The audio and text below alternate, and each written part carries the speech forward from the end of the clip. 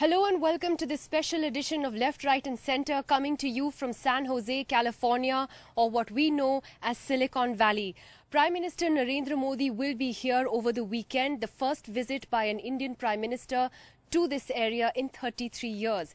And it's important because the Prime Minister has announced a big initiative back home called Digital India. He's also looking at ways that Indian startups can get better investments, can do better, can link up with American startups here, and basically how India can learn from the Silicon Valley experience and whether that can be replicated back home. There's a lot to talk about in the program today. Joining us on the show is Venkatesh Shukla, the president of the Indus Entrepreneurs, a venture capitalist. The Indus Entrepreneurs is a body that was founded in 1992 by phenomenally successful Indians at the time that wanted to give something back and help those who were trying to make it here in Silicon Valley, and they continue to do that in a big way. Also joining us on the program today is Mr. Kamal Rekhi, well-known investor.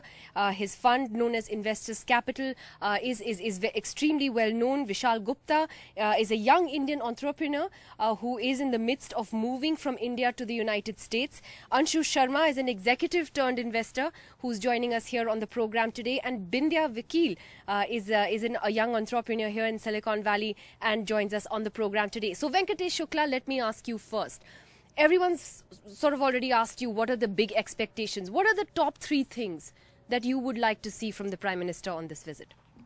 I think Prime Minister has started out well by making startups, a national priority, and I think this importance of this visit is the symbolism that raising it the national, in consciousness, you see that startups are important, and that's the better way of generating wealth and generating employment. So he started out well, and I think we hope that this trip he learns enough. The lessons you see of how Silicon Valley has turned itself into an innovation economy and uses that learning to replicate some of that magic back in India. Do you think, Mr. Rekhi, though, that it is possible to replicate that magic in India? I mean, we keep talking about it, but are there still, in your view, many infrastructural and other hurdles that remain? Well, it's hard to replicate Silicon Valley anywhere in the world, even in the US. Many have tried. But what you can do is you can get the essence of what's happening here and start to do things locally with local flavor. Infrastructure is not an issue for our industry. Our industry mostly depends upon soft infrastructure, mostly telecom infrastructure. And but what it needs is a nurturing environment. Startups are like babies. They have a life cycle. What they need in the beginning, the venture capital and maybe easy process to start up, and what they need through the development process, and then on the other end, the exits, whether it's a successful exit with IPO or a merger or a failed exit through a bankruptcy. So each one of these requires some policy decisions on the part of the government of India. Governments in US, in Silicon Valley, these are simple processes. You can start a company in the afternoon, you can shut down a company in the afternoon without any problems. In India, shutting down a company is a nightmare. Startup, it takes several months, and of course, so the processes are just too complicated in India. Just unnecessarily complex, and they are the legacy of the previous government, which was very hostile to the businesses. So Prime Minister Modi has set the priorities. He wants to simplify the processes. He has said that he wants to have a startup environment happen. So he just needs to look at what we've done and in the valley here and sort of try to replicate to the extent possible in India. Venkatesh Shukla, isn't it also true, though, that many Indian startups aren't really able to sustain in the long run in India? Why is that? I think the problem is that as you start to raise more and more capital, you have to raise money from outside. And raising money from outside, foreign investors to invest in Indian startups is incredibly complicated and very twisted exercise.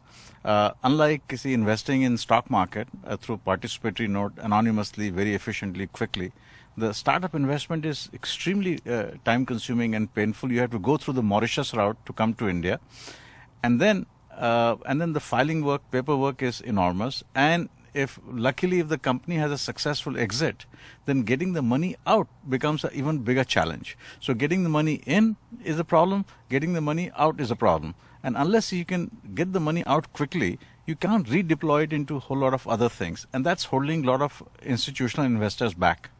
So ultimately, it really is, as both of you have just said, about simplifying processes, making it easier to do business, which is exactly what the government has also been trying to say since it came to power. The jury is still out on whether that's happening. And Vishal, therefore, I ask you, why are you transitioning from there to here? What is your experience with having seen, with one foot in each country? Yeah, so we are kind of the first lot of companies to be doing that. I think one of the biggest reasons for us to transition from US, by the way, the company continues to be in India, where the primary development center is, but the biggest market for our kind of products exists here in the US. And if you look at it in the global scale, for most product companies, India contributes between 1.5% to 2% of their global revenues. If you look at companies like Microsoft or SAP and so on. So independent of how good we can be in India, we'll be the kings of 2%, right? Which obviously our aspirations are bigger than that. So therefore the transition over to the US. What have been the difficulties though in working out of India? I think the primary difficulty is that when companies start in other parts of the world, when they start up in Singapore or in the US or even in Europe, there is a lot of help and support that the government, the community around it provides. And it's not so much that the Indian startups are hampered, but there is no support. So it's like be neutral. The way Indian startups are treated is exactly the way the largest companies in India are treated. And there's no difference really. We get taxed the same way, we get benefits the same way and so on. And that lack of support and the support which is provided to some of the other startups in other countries ends up becoming the differentiator. And Venk mentioned that access to capital is definitely one of them. I think that's a very good point what you say about treating the small startups differently. Don't treat them like the big companies. And I think that's one of the messages we've kind of seen that Silicon Valley entrepreneurs have tried to give to the Prime Minister ahead of his visit, that look, Mr. Prime Minister, this is a great initiative if we can start up India, but you need to look at startups and smaller startups differently from the big companies, many of whom he's going to be visiting. Bindya has also been working here now for about 15 years or so. It's fascinating when you look at the statistics, especially in the last few years. Some 15% of startups in Silicon Valley founded by Indians, even though the population is some 6%.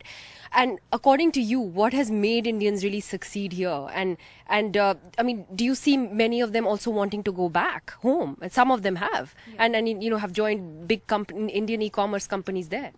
Yeah, I think in general, the talent pool in India is incredibly well educated.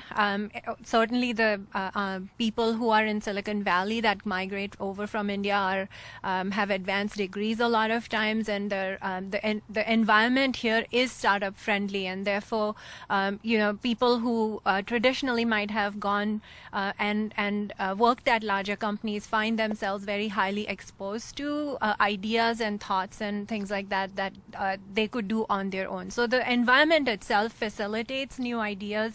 But I think the more important thing is for companies like ours, we've not only started a company here, so our company is Resolink, which is one of the world's largest repositories of supplier and part level intelligence now, and Gartner calls us the LinkedIn for supply chain. But the important thing is that all of our R&D is actually done out of India, which means we're not farming out small projects to India. We're actually allowing the Indian talent to build our product, to architect it there. We literally have a product that's made in India. And why is that? Because we know that the people who come here aren't the only people who have the advanced degrees and the expertise. There's a huge talent pool in India as well that is sitting there waiting for these same opportunities that they can leverage and create employment really that's local. So today, if you look at Resolink has more than 100 employees in India. But that's a great point that you illustrated about how you're already making in India in a sense, and that's what needs to be replicated. Anshu, what's your experience in the startup world? And this whole point about the Indians who have gone back. Do you think, in a way, the romance with Silicon Valley is the beginning to end for Indians? Some of them, at least, because there is an attraction in going back home. working with new businesses in India. You have perks, your family's going to be taken care of, you'll have help, they're getting big salaries. You think that that's attracting people? I think wherever there's opportunity, people will go. I think one thing that people forget about Silicon Valley, as much as we are celebrating Indians and how well we are doing here, I challenge you to find any Silicon Valley big success story that's built only by Indians, right? So what's really making Silicon Valley successful is Indians and Russians and people from all over North America, but also people from all other countries.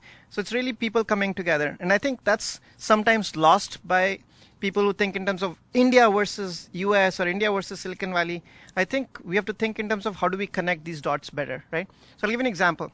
I think in simple terms. So for me, we haven't been able to connect with Bangalore in any meaningful way because it's even difficult to travel there, right? Oh. So how do you, go from Silicon Valley to Bangalore if it takes you 2 hops and, the infrastructure is difficult to find, the national airlines of either country doesn't really fly direct.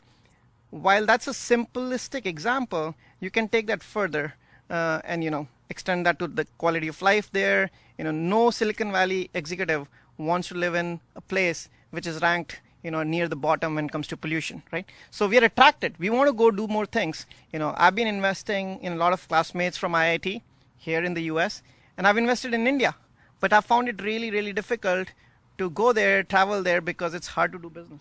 But just tell me something, when you talk about the India experience, do you think that India could, do you think potentially a city like Bangalore really could be the next Silicon Valley, or that we just have too much ground to cover? Well, there's a famous saying, a Buddhist monk is asked by a guy saying, how do I get enlightened? And he says, it's very simple. You have to eat your rice and wash your bowl. So in life, we make things very complicated, but life is very simple.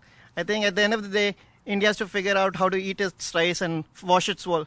What that means in simple words is,